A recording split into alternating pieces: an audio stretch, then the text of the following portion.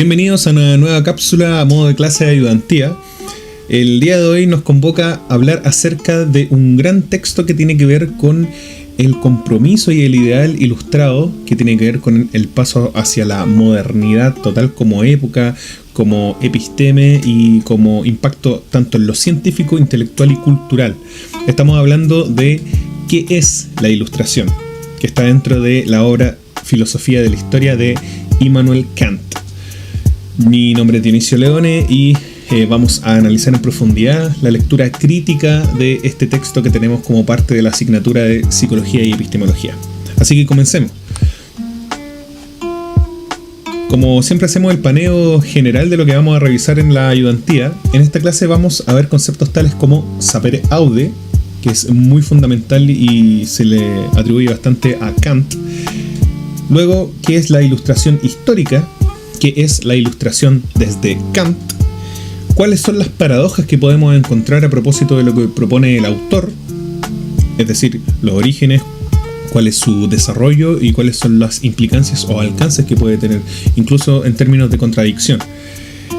El concepto de noumeno y fenómeno, que es algo que si bien no está dentro de este texto, es muy importante que lo comprendan porque se basa en lo que él propone en una de sus obras más conocidas, que es Crítica de la Razón Pura. Y en ese sentido también tiene implicancia en lo que después podría ser la fenomenología también. Y por último, ver la implicancia o cómo podemos ver reflejado lo que propone Kant en este texto en el film que ustedes deben ver como parte de la asignatura como estudiantes, que se llama Capitán Fantástico. Comencemos entonces preguntándonos qué es la ilustración.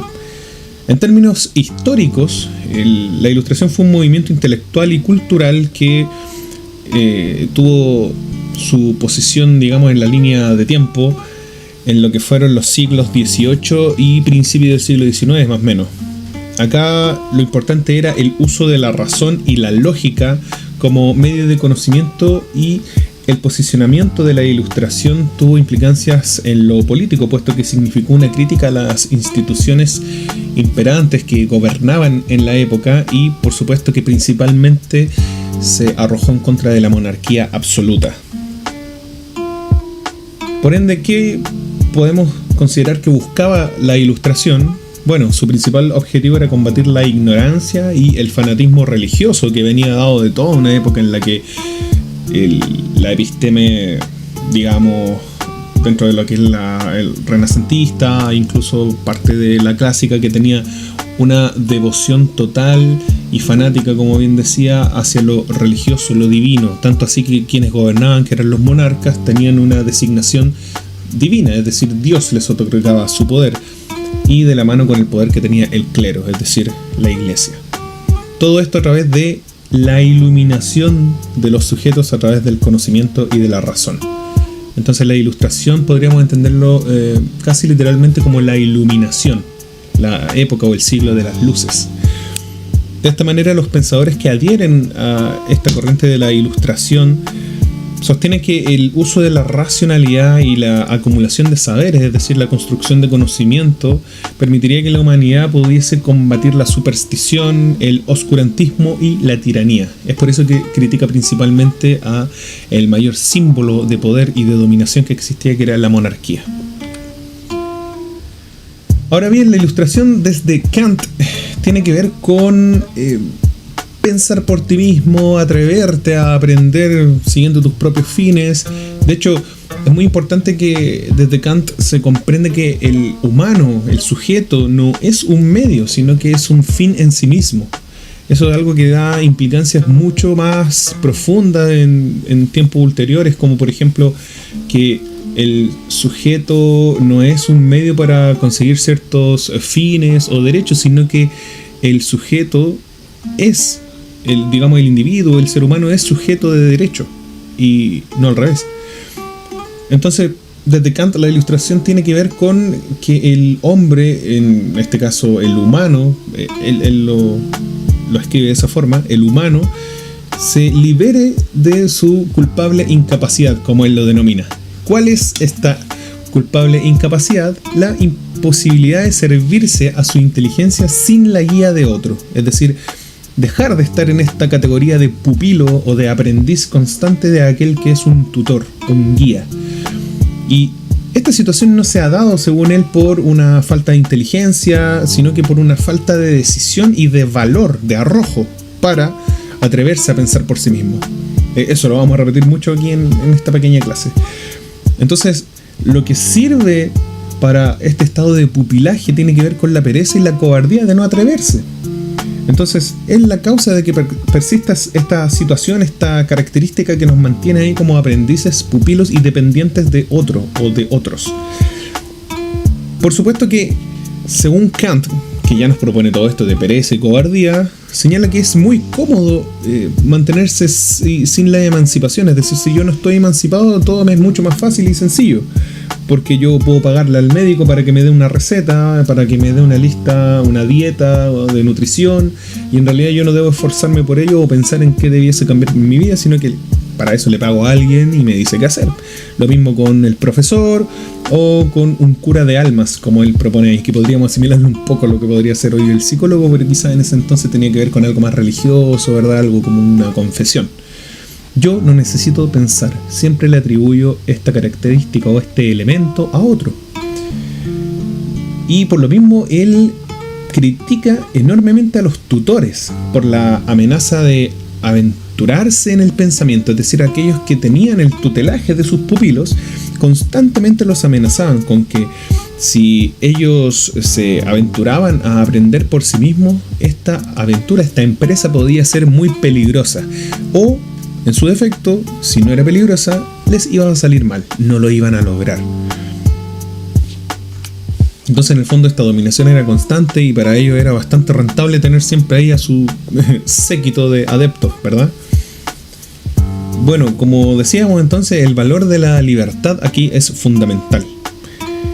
Entre paréntesis, es digno de destacar, Kant dice que la revolución podría servir, por ejemplo, para derrocar el despotismo, la opresión política o económica, pero no para lograr una reforma en la manera de pensar de los sujetos, porque independiente de que exista una revolución, los nuevos prejuicios de los revolucionarios se instalarán en las masas. Entonces seguiría existiendo esto de que hay ciertas personas que decidirán y pensarán por los quienes no quieren hacerlo y se van a quedar en la no emancipación, que es mucho más cómoda. Ahora, si el sujeto se encuentra en libertad, es casi inevitable que llegue a pensar por sí mismo. Por ello, es importante permitir que todas las personas tengan esta posibilidad de emanciparse, de liberarse y de llegar a pensar por sí mismo y alcanzar sus propios fines. Esto también tiene mucho que ver con un discurso que potencia bastante como base, garantía y respaldo el argumento que va en contra de la esclavitud, por ejemplo. Ahora, quienes incluso puedan sacarse este yugo de ser tutores, tanto así como quienes dejen de serlo, difundirán la idea del propio valer acerca de la estimación racional de cada humano en el pensar por sí mismo. Es decir, quienes ya dejen de tener sus pupilos o sus adeptos y en realidad digan, oye, no, ¿sabes qué?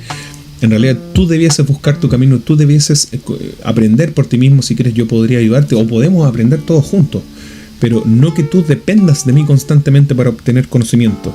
Eso también tiene implicancias en la educación contemporánea o en la filosofía de la educación contemporánea, que tiene que ver con que el foco ya no es el profesor y no debiese hacerlo, sino que el foco está en el aprendizaje como proceso y en los alumnos. De esta manera, la libertad de hacer uso público de la razón le debe estar permitido a todo el mundo, a todos y sin excepción. Es lo único que podría traer la ilustración a la humanidad.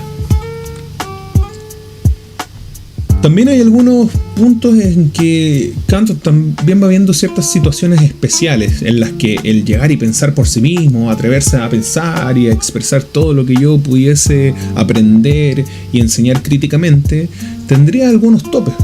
Por ejemplo, en la primera ilustración a mano izquierda podríamos ver cómo un recaudador de impuestos podría encontrarse con una persona que se niegue a pagar impuestos porque considera que, pensando por sí misma, es algo injusto, es algo que precisamente a propósito de la literalidad de impuestos se le está imponiendo por la fuerza. Pero él de todas maneras reconoce que sería un tanto incoherente que una persona derechamente se negase, porque eso le podría traer consecuencias. Entonces, bueno, podría pagar sus impuestos, pero eso no le restaría la capacidad y la oportunidad de señalar cuán injusto es. Y en el fondo el pensamiento no puede enajenarse del sujeto, independiente de que esté obrando. Lo mismo pasaría con un militar que está en una institución jerarquizada donde debe obedecer a través de la disciplina a los superiores, y probablemente no sería atribuible la capacidad de llegar y pensar por sí mismo como un igual de estar reclamando constantemente acerca de lo que le ordenan. No obstante, Kant señala que eso no tiene nada que ver con abstraer la posibilidad y la oportunidad y la capacidad del sujeto de, considerándose experto o conocedor en cierta área, se lo manifiesta a sus superiores, en cuanto esto sería algo improcedente. Por lo mismo, destaca también lo que ocurriría con un sacerdote o un clérigo, como lo señala literalmente en su texto. ¿Qué pasaría si el clérigo, que también tiene toda su disciplina, su jerarquía y su ordenamiento institucional dentro de la iglesia, claro, tendría un uso privado de la razón, privado en el sentido de que está instituido y circunscrito a las reglas que tiene su institución, pero también tiene cierta responsabilidad y deber como doctor de la ciencia. Entonces debiese plantear nuevas reformas a la iglesia, nuevas reformas al clero, a la manera de colaborar con el pueblo, y eso no tendría que ser contradictorio con su uso privado de la razón, y en este caso haría un uso público de la razón al poder escribir y transmitir todo lo que él piensa y cómo podría mejorarse el mundo e incluso la institución a la que él sirve a través de su fe. Entonces él propone derechamente sapere aude. Ten el valor de servirte a tu propia razón. Ese es el lema de la Ilustración. Otra cosa que señala Kant es que una generación no puede obligar a la siguiente a no ampliar sus conocimientos. Más o menos quiere decir que, independiente de que una generación tenga sus propios tótems, sus propios valores, sus propias ceremonias de ostentación y de lo correcto, lo incorrecto, no puede esperar y determinar a cabalidad y para siempre que las generaciones posteriores no quieran cambiar eso o no le encuentren sentido. El determinar la posteridad, es decir, las generaciones que vengan posteriormente, es tanto imposible como también un crimen contra la naturaleza humana que está destinada al progreso, declara Kant. Entonces, las nuevas generaciones, en cuanto a las anteriores, tienen el derecho a repudiar este tipo de acuerdos que hayan decretado los anteriores, porque son abusivos y criminales. Así mismo lo declara Kant. Y esto tiene mucho sentido cuando muchas veces las generaciones más antiguas reclaman contra las nuevas, y que la generación de cristal, y los otros hablan de las anteriores, que en el fondo son dinosaurios, que son cabeza de palo, por decir algunas cosas. Y bueno, ahí te das cuenta que hay que tener conciencia de, en todas las posiciones y las perspectivas generacionales, que son distintos posicionamientos sociohistóricos, culturales, científicos. Incluso a propósito de lo que veíamos con Foucault, podríamos comprender que hay ciertas transiciones que podrían ir de una episteme a otra, recordando que no es algo evolutivo o lineal en el tiempo, y eso también genera roces, genera muchos roces, porque establece lo que se puede pensar o no pensar, e incluso lo que se puede decir y lo que no se puede decir. Entonces, los mismos, bueno, no sé quién será millennial de la generación Y, que claro, hay diferencia ya con la Z, y tú podrías pensar, claro, no, los de ahora son mucho más cómodos, tienen más acceso a X, Y, Z, entonces yo me esforcé haciendo esto y ahora todo lo tienen, y quizás eso genera que sean intolerantes a la frustración. Pero si tú también te analizas con la generación X o los baby boomers, es evidente que ellos también son mucho más, entre comillas, hijos del rigor y por cómo vivían. Entonces acá en la Ilustración lo pueden ver, los baby boomers son hijos de la Segunda Guerra Mundial, es decir, el contexto sociohistórico tiene que ver con otro tipo de ambiciones, de expectativas, de oportunidades, versus las que podría tener la generación Z, que son nativos digitales y que en realidad tienen un acceso a la información constante frecuente y en el fondo son hermanos y herederos de toda esa tradición. Por otra parte, Kant critica a la monarquía, como habíamos dicho en un inicio, y señala que un monarca no puede pensar ni decidir por el pueblo lo que ese mismo pueblo no ha podido acordar para sí mismo. No tiene lógica que una sola persona pueda llegar a ese acuerdo que la colectividad no ha podido acordar. Por ende, señala que es muy importante el valor de la autonomía. El monarca, en el ideal, debiese permitir que los ciudadanos dispongan por sí mismos lo que determinen para la salvación de sus almas. Podríamos entender eso como autodeterminación. Porque solo a través del libre uso de sus potencias los sujetos podrían lograr sus propios fines. Ahora, hemos conversado acerca de atrévete a pensar por ti mismo, autodeterminación, autonomía, sapere aude, atrévete a saber y todo. Muy bien, todo de hecho suena bastante auspicioso, pero ¿hay paradojas? Por supuesto que las hay. No todo puede ser tan perfecto, incluso lo que plantea Kant en este escrito. Lo primero, como pueden ver en la imagen arriba a la izquierda, es cuando yo podría tener plena conciencia de que estoy luchando contra la opresión, la dominación, la explotación, como quieran llamarlo dependiendo de sus perspectivas ideológicas, y podría expresar constantemente mi libre albedrío acerca del combate o mi rechazo al capitalismo. Pero eso voy a hacerlo a través de herramientas, medios y mecanismos que son frutos y productos y autorreproducciones, podríamos decir, de la cultura capitalista, como lo es un iPhone, un iPad y cualquier producto de consumo masivo. Entonces, como bien dice ahí, a las empresas capitalistas les gusta eso, ¿verdad? Porque en el fondo va tributando directamente al sistema que nosotros estamos criticando en esa ilustración. Entonces ahí hay cierta paradoja, porque en el momento que yo hago uso de mi razón y de mi propio pensamiento para ir en contra de algo, también muchas veces estoy inserto en ese sistema al que yo estoy criticando. Y esto es solo un ejemplo, lo del capitalismo. Hay muchas situaciones que ocurren. Puedo estar en contra del horario laboral, de las jerarquías, de la burocracia, como ustedes quieran, pero incluso un reclamo a contra de sistemas burocráticos va a tener que ser representado a través de una demanda legal o de una denuncia, y todo eso también va a ser parte de la burocracia. Entonces la jaula burocrática, como diría Weber, jamás te libera. Otra cosa son las redes sociales, que hasta cierto punto también tienen que ver con que te alejan de este atrévete a pensar por ti mismo. Sin ir más lejos, como vemos en la imagen tercera y cuarta de izquierda a derecha, está la autonomía, que sería el sujeto que se gobierna a sí mismo moral e intelectualmente y por ende depende de sus propias reglas. Mientras que en la última imagen veríamos la heteronomía, que es cuando la conducta del sujeto es gobernada por agentes externos. Moral e intelectualmente es dependiente de los demás. Y si lo pensamos en esos términos, el mismo algoritmo de las redes sociales, nosotros cada vez nos aleja de la autonomía y nos genera más heteronomía, puesto que a través del algoritmo reconoce las cosas que yo constantemente quiero y cada vez me acerca más a mi sesgo de confirmación, entendido en términos muy generales como aquello que yo pienso que está bien, y solamente busco respaldos que avalen esa tesis, y rara vez o nunca busco aquellos que la refuten.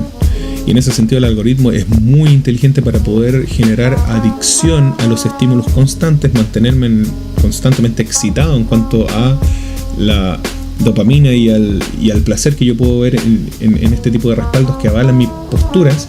Y eso tiene implicancias de dominación tanto política como económica, y que me arrastran cada vez más al consumo, o en términos políticos a por qué candidato voy a votar. En ese sentido, bueno, incluso Byung-Chul Han habla de eso desde lo que es el Big Brother, que sería el sistema que siempre me está vigilando, ¿verdad? Y que no deja que ningún sujeto escape de su vigilancia. Ya pasaría a tener una alianza con el Big Data, que tiene que ver con todo esto, cómo se manejan los datos de preferencias de cada uno de nosotros como usuarios de redes sociales, y generaría una fusión que se llamaría el Big Deal, es decir, el gran trato, el gran contrato con el que simplemente yo estaría afirmando de manera inconsciente a través de la positivización de mis deseos y placeres y gustos y likes y comentarios, etc. He ahí algunas paradojas. Ya casi finalizando, recordemos lo que es el noumeno y el fenómeno que propone Kant. Como les decía, esto tiene que ver con otro texto, una gran obra de Kant que se llama Crítica de la razón pura, pero es muy importante que ustedes la manejen, sobre todo en esta asignatura de epistemología, a propósito de la construcción, producción y generación de conocimiento. ¿Qué ocurre? Que él separa los objetos y en relación con el sujeto que se los representa como dos cosas. El primero es el noumeno, que podríamos definirlo como la cosa en sí.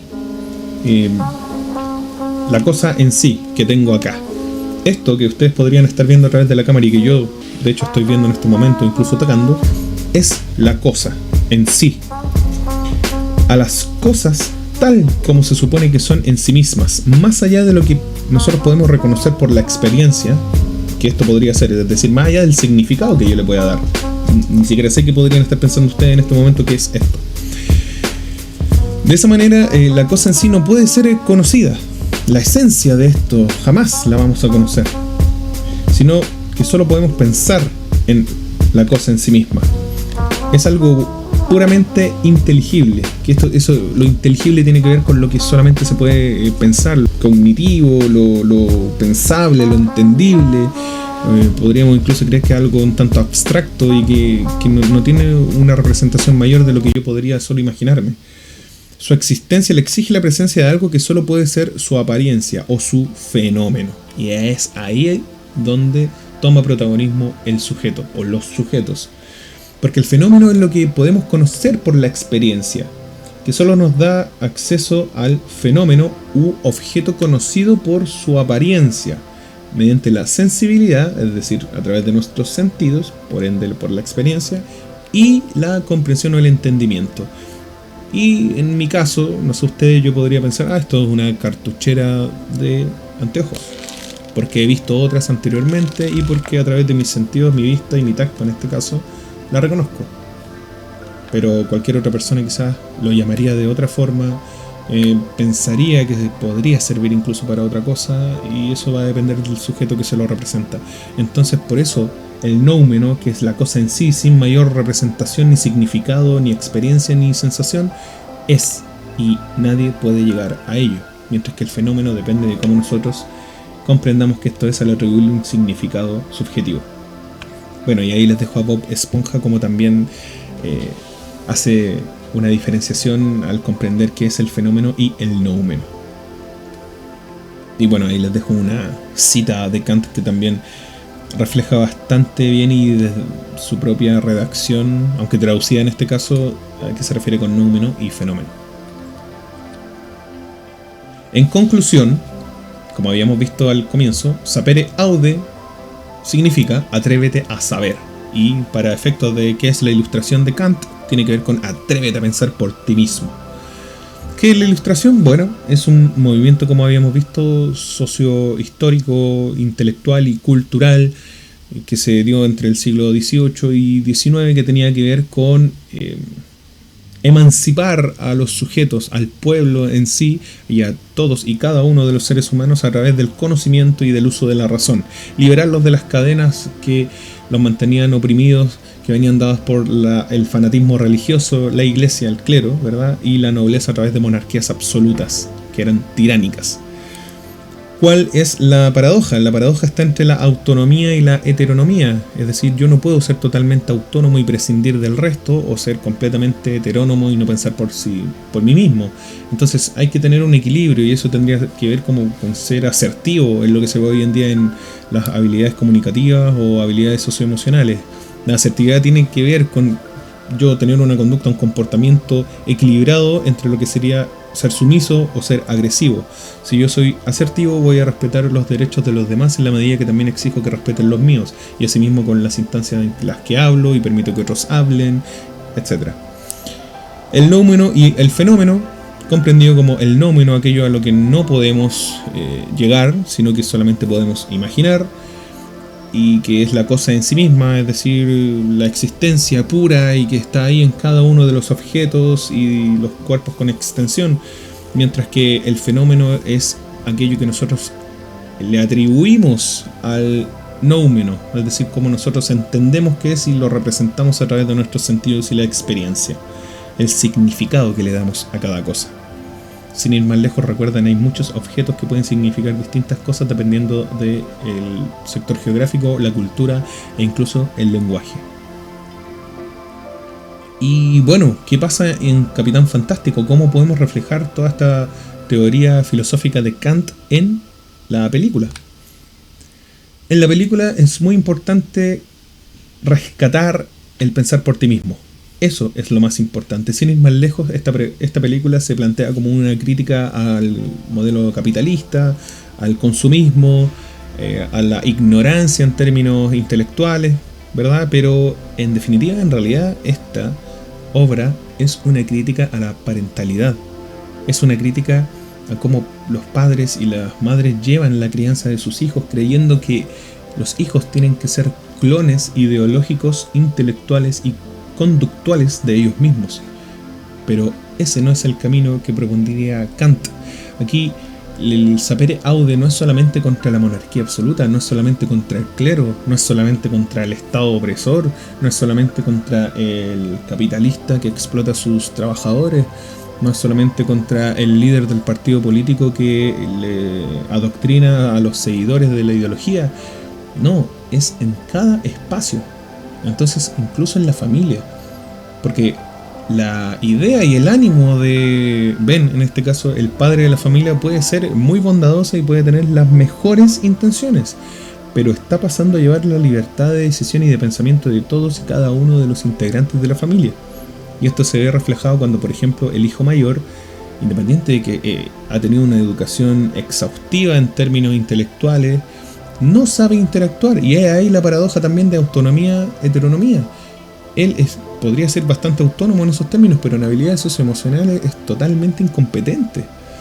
Y eso se da cuando conoce a una joven y tienen cierta atracción, tienen una interacción erótica, pero él en realidad no sabe qué es eso, ni siquiera podría tener conciencia emocional de lo que le está ocurriendo, probablemente. Y después viene el reclamo, le dice al padre: no sé nada que no venga de un libro que tú me hayas dicho. Y ahí también podríamos considerar que Ben pasa a tener esta figura que critica Kant, que es el tutor.